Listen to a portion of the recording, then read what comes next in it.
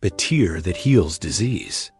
In an age long past, when the earth still held its breath to listen to the whispers of ancient trees, and the rivers flowed with the stuff of dreams, a small village lay nestled amidst golden hills. This village was alive, cradled by winds that sang lullabies to the setting sun. And in this village lived a girl named Amma. Her laughter was a melody so pure it could coax the morning sun from its slumber. Her spirit was as bright as the daybreak itself. Life was a song, a dance, a celebration, until the sickness came. It arrived not with a roar, but as a faint, insidious whisper on the wind. At first, it was a shadow lurking at the edge of vision, a cold draft in a warm body. Then it grew, morphing into a suffocating storm that settled over the village like a shroud. The once strong men, pillars of the community, grew frail and weak, their muscles turning to water. The women, the heartbeats of their homes, would suddenly faint, their vibrant energy drained away. And the nights were filled with the sound of children coughing, a relentless, heartbreaking rhythm that stole sleep and peace from everyone. The village drums, which once throbbed with the pulse of life, fell silent. The joyous celebrations ceased. Even the birds in the sky seemed to have forgotten their songs, their cheerful chirps replaced by an unnerving quiet. The vibrant tapestry of village life was unraveling, thread by painful thread. Then one evening, as dusk painted the sky in shades of bruised purple and gray, a mysterious figure appeared at the village entrance. He was an old traveler, his form bent like a question mark, as if he carried the weight of all the world's queries on his back. His skin was gray as dust, his eyes held the depth of ancient stones. He walked slowly, his footsteps barely making a sound, a wind chime on his staff ringing softly, a lonely sound in the heavy silence. He looked upon the suffering people, his gaze sweeping over the pained faces, the listless bodies. His voice, when he finally spoke, was raspy but clear, cutting through the despair. "There is only one cure for this affliction," he declared, his words hanging in the air. "It is the tear of a pure heart. But this cannot be just any tear. It must be a tear shed not for oneself, not for one's own pain or loss, but for another." A murmur of confusion and fear rippled through the gathered villagers. They looked at each other, their eyes reflecting their shared sorrow. How could anyone summon such a tear? Their own hearts were already breaking under the weight of their personal grief. Who had the strength to feel for another when their own world was collapsing? The silence was thick with hopelessness.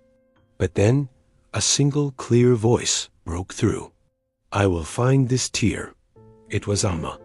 She stepped forward, her small frame radiating a fierce determination that belied her years. Her own mother lay dying, her breaths shallow and weak. Her father, once a man of great strength, was now too feeble to even rise from his mat. The sight of her family, of her entire village fading away, had ignited a fire in her soul. She would not stand by and watch them perish. The old traveler's weathered face broke into a slow, knowing smile. He reached into his satchel and produced a small calabash, a dried gourd hollowed out to serve as a vessel. Its rim was intricately carved with the shapes of the moon in all its phases. He handed it to Amma. "When your heart truly feels what the world feels," he said, his voice a low hum, "when your compassion overflows, the calabash will know. It will be ready to receive the cure." Amma clutched the calabash, its smooth surface cool against her trembling hands. It felt both impossibly light and incredibly heavy, a vessel for the hope of her entire village. With the weight of her promise settling upon her, Amma set out on her quest. She walked for days that bled into nights, her feet carrying her far from the silence of her home. Her journey took her through dense, ancient forests where she could feel the humming presence of spirits in the rustling leaves and creaking branches. She crossed wide rivers that murmured secrets of the earth, their currents pulling at her ankles as if trying to share their wisdom. Along her path, She encountered suffering in many forms. She found a small bird with a broken wing, its panicked chirps a testament to its pain and fear. She sat with a grieving mother whose child had been taken by a sudden fever, her wails echoing the emptiness in Amazon village. She passed a mighty baobab tree, its trunk split and blackened by a lightning strike, a silent, powerful monument to sudden destruction. With each encounter, her heart ached. She felt their pain as if it were her own, a deep, resonant sorrow that vibrated through her being.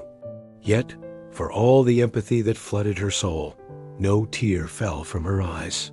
The calabash in her hands remained empty, its moon-carved rim a constant reminder of her unfulfilled promise. Finally, her weary legs carried her to the very edge of the world, a place of breathtaking, surreal beauty. Here the vast, dark sea met the endless sky, and it seemed as if the stars themselves would descend to bathe in the cool, salty waters. The moon, full and luminous, hung low, washing its silver face in the gentle waves. It was a place of peace, of cosmic stillness. And there, on the shore, huddled against a rock, she saw a small boy. He was all alone, his body racked with coughs that shook his tiny frame. He was a mirror of the children in her own village, a solitary figure consumed by the same shadow of sickness. Ama's heart went out to him. She knelt beside him, her presence a soft comfort in the vast emptiness. The boy looked up, his eyes large and weary in his small face. He managed a weak smile. "Don't cry, sister," he whispered, his voice barely audible above the lapping waves. "I'm used to the pain." Those words, those simple, heart-wrenching words of acceptance from a child who should have known only joy. They didn't just touch her heart. They cracked it wide open, like a clap of thunder splitting the sky. And then it came, a single perfect tear. It welled in her eye, clear, bright, and shimmering with a life of its own. It was a tear not of her own sorrow, but born from a profound, selfless compassion for this little boy. As it traced a path down her cheek, she quickly caught it in the calabash. In that instant, a profound silence fell. The sea stilled its motion. The waves held their breath, and it seemed as if the stars themselves bowed low in reverence. Clutching the precious calabash, Amma hurried home, her feet flying over the paths she had so wearily trod before. She didn't stop to rest, fueled by a renewed and urgent hope. She ran back to her village, to the dry, dusty riverbed that was once the source of their life. Without hesitation, she poured the single shimmering tear onto the parched earth. A miracle unfolded. The water in the tear seemed to multiply, to spread, to awaken the dormant river.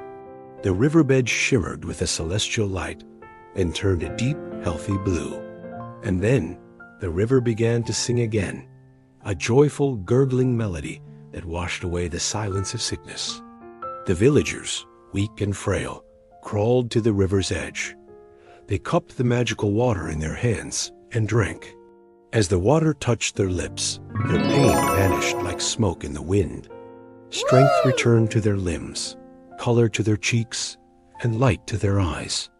Laughter, long absent, began to bubble up, first a trickle, then a flood. The drums began to beat once more, their rhythm strong and steady, celebrating the return of life. From a distant hill, unseen by the joyous villagers, the old traveler watched. A gentle smile touched his lips. He nodded to himself, his voice a whisper carried on the wind. It is not the tear itself that heals, but the boundless love that called it forth. And so, in Amma's village, to this very day, the elders pass down the story, their voices filled with reverence. They tell their children and their children as children. The heart that feels for others will never run dry.